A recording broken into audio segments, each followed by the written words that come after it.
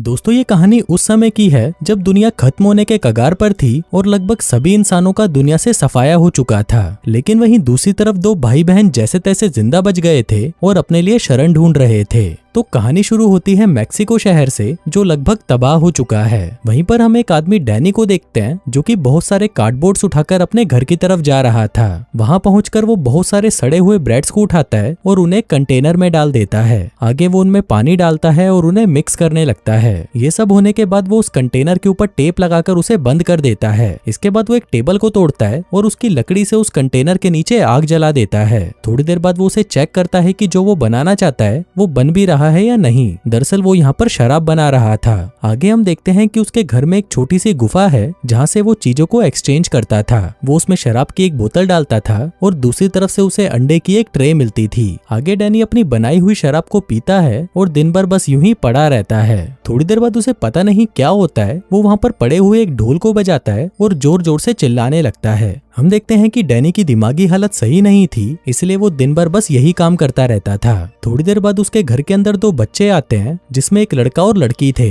लड़के का नाम जॉन था और लड़की का नाम लूसी। ये दोनों भाई बहन थे और अपने लिए शरण ढूंढ रहे थे। दरअसल बाहर भटकते हुए इन्हें अंदर से कुछ आवाजें आ रही थी तो ये अंदर देखने चले आए। फिर अंदर आते ही इन्हें डैनी वहाँ पर बेहोश पड़ा हुआ मिलता है। अब एक इंसान को देखकर ये दोनों खुश हो जाते हैं और उसे उठाने की कोशिश करते हैं, लेकिन इनकी काफी कोशिशों के बाद भी डैनी होश में नहीं आता। आगे वो उसे दूसरे कमरे में ले जाते हैं और वहीं पर सुला देते हैं। थोड़ी देर बाद जब डैनी को होश आता है तो वो इन दोनों को अपने घर में देखकर हैरान हो जाता है। इसी दौरान वो दोनों भाई बहन भी उठ जाते हैं और उससे खाना मांगते हैं। वहीं डैनी भी इन पर दया करके इन्हें खाना दे देता है। फिर खाने के बाद लूसी डैनी से कहती है कि हमारे पास रहने की कोई जगह नहीं है, तो क्या हम आपके साथ रह सकते हैं? बदले में आप जो बोलोगे हम वही करेंगे। अभी सुनकर डैनी हंसने लगता है, जिसके बाद वो उन दोनों को एक कमरे में बंद कर देता है। अब लूसी को तो इस बात से कोई फर्क नहीं पड़ता क्योंकि वो थकी हुई थी और आराम करना चाहती थी, लेकिन जॉन बार बार उस दरवाजे को खोलने की कोशिश कर रहा था क्योंकि उसे यहाँ पर काफी अजीब लग रहा था। तभी लूसी उसे कहती है कि इसका कोई फायदा नहीं, चुपचाप यहाँ पर आकर सो जाओ, लेकिन जॉन उसकी बात नहीं सुनता। फिर रात होते ही डैनी इनके कमरे में आता है और जोर जोर से ढोल बजाने लगता है। फिर जब उन दोनों की नींद खुल जाती है तो डैनी उनको पहनने के लिए दूसरे कपड़े देता है और कहता है कि जल्दी से तैयार हो जाओ, आज तुमको बहुत काम करना है। आगे वो उन्हें अपने घर के तहखाने में ले जाता है और कहता है कि हमें यहाँ पर एक गुफा बनानी है। जिसके बाद वो दोनों वैसा ही करते हैं जैसा डैनी उन्हें करने को कहता है। इसी दौरान बीच बीच में डैनी कुछ पी रहा था और जॉन उसे ऐसा करते हुए देख रहा था। फिर जाने से पहले डैनी जॉन को धमकी देता है और कहता है कि चाहे कुछ भी हो जाए लेकिन मेरे कमरे से दूर रहना। जिसके बाद वो उन दोनों के लिए अंडे बनाता है। जॉन पूछता है कि तुम क्यों नहीं खा रहे? डैनी कहता है कि मैं इतनी जल्दी नहीं खाता और मैं ये सब चीजें भी नहीं खाता। लूसी कहती है कि फिर तुम इन अंडों का करते क्या हो? डैनी कहता है कि मैं इससे बिजनेस करता हूँ। लूसी पूछती है कि और कौन कौन से बिजनेस करते हो तुम? अब ये सुनते ही डैनी भड़क जाता है और कहता है कि तुम्हें ये सब जानने की कोई जरूरत नहीं। थोड़ी देर बाद जब जॉन वहाँ से चला जाता है तो लूसी डैनी से पूछती है कि तुम हमेशा से ही यहाँ पर अकेले रहते हो? डैनी कहता है कि मैं समझ गया तुम किसकी बात कर रही हो, मुझे किसी लड़की की कोई जरूरत नहीं। मैं जानता हूँ कि मुझे अपनी जिंदगी के मजे कैसे लेने हैं। मैं अपने दिमाग की शक्तियों का इस्तेमाल करके कुछ भी कर सकता हूँ और इसी से ही मैं मजे भी लेता हूँ। जो कहकर वो पागलों की तरह नाचने लगता है। अब लूसी डैनी की इन सब बातों से बहुत हैरान थी और सोच रही थी कि इससे बड़ा गधा मैंने आज तक नहीं देखा। तभी जॉन वहाँ पर वापस आ जाता है और देखता है कि डैनी और लूसी आपस में बातें कर रहे थे। अब ये चीज जॉन को बिल्कुल भी अच्छी नहीं लगती, लेकिन वो बेचारा कुछ कर भी नहीं सकता था। फिर डैनी के वहाँ से जाते ही जॉन लूसी से पूछता है कि तुम मुझसे क्या बातें कर रही थी, जिस पर लूसी उसे कहती है कि तुम्हें ये सब जानने की कोई जरूरत नहीं। अब कुछ दिन ऐसे ही काम करने के बाद फाइनली इनकी गुफा बनकर तैयार हो जाती है। इसी दौरान डैनी लूसी के पास आता है और उसे कुछ इशारा करता है। वहीं लूसी भी डैनी को वैसा ही इशारा करती है। अब ये चीज जॉन भी देख रहा था और वो लूसी के पास आकर कहता है कि क्या वो तुम्हारे साथ कुछ करना चाहता है, जिस पर लूसी कहती है कि नहीं, ऐसा कुछ नहीं है। कुछ देर बाद डैनी जॉन के पास आता है और उसे पूछता है कि क्या तुम कभी लूसी के साथ सोए हो? जॉन कहता है कि नहीं, हम दोनों ऐसा कुछ नहीं करते।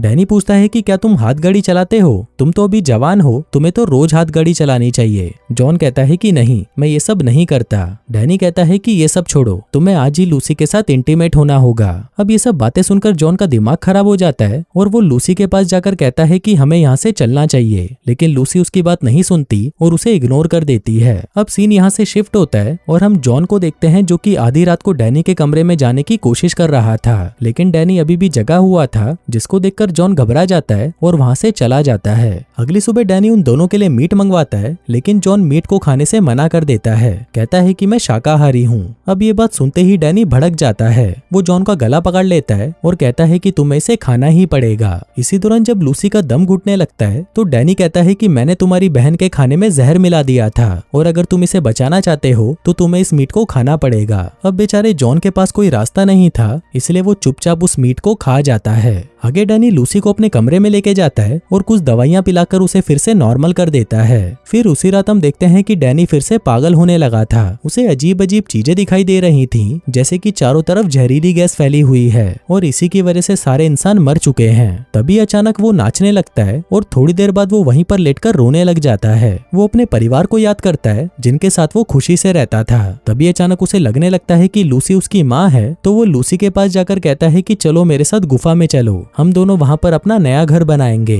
जो कहकर वो लूसी को उठाकर बेसमेंट में ले आता है। वहीं पर जॉन भी बैठा हुआ था, तो डैनी जॉन के पास आता है और उसे कहता है कि तुम्हें अभी लूसी के साथ इंटीमेट होना होगा। जॉन कहता है कि मैं ऐसा कुछ नहीं करूंगा। डैनी कहता है कि अगर तुम नहीं करोगे तो मुझे इसके साथ करना पड़ेगा।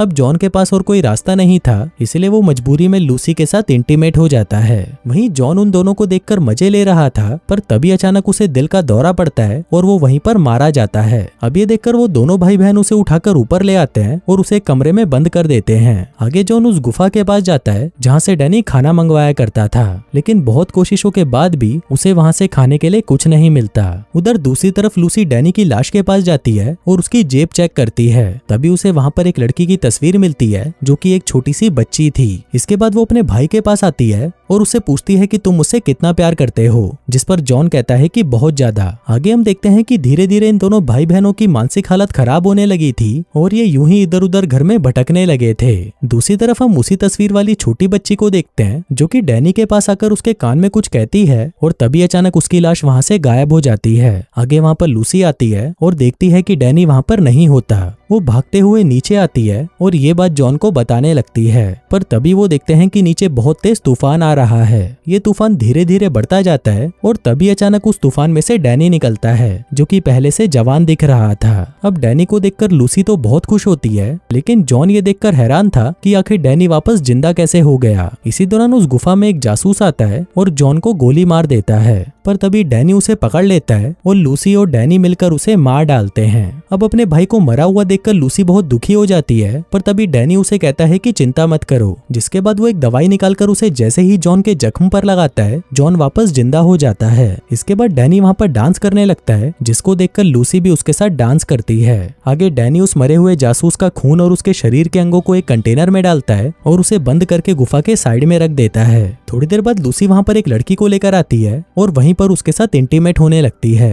तभी वहाँ पर डैनी भी आ जाता है और वो भी इस कार्यक्रम में शामिल हो जाता है। तभी लूसी की नजर एक आदमी पर पड़ती है जो कि बहुत ही अजीब तरीके से उसे देख रहा था। अब उस आदमी को देखकर लूसी डर जाती है और जोर जोर से चिल्लाने लगती है। तभी डैनी वहाँ पर इतने सारे लोगों को देखकर बहुत खुश हो जाता है और कहता है कि तुम सभी मेरा खून पियो और मेरे अंदर समा जाओ, क्योंकि तुम्हारे इस जीवन का कोई महत्व नहीं। जो कहकर वो नाचने लगता है। अब उसको देखकर बाकी लोग भी उसके साथ नाचने लगते हैं और सीन यहाँ से कुछ देर आगे शिफ्ट होता है। यहाँ पर हम एक आदमी को देखते हैं जो कि उस गुफा से बाहर निकलता है और देखता है कि शहर में तो सब कुछ नॉर्मल है, ना तो ये दुनिया खत्म हुई है और ना ही यहाँ से लोग गायब हुए हैं। दरअसल ये आदमी फिल्म का डायरेक्टर है और ये सारी बातें उसके दिमाग में चल रही थीं। और दोस्तों यहीं पर ये कहानी खत्म हो जाती है।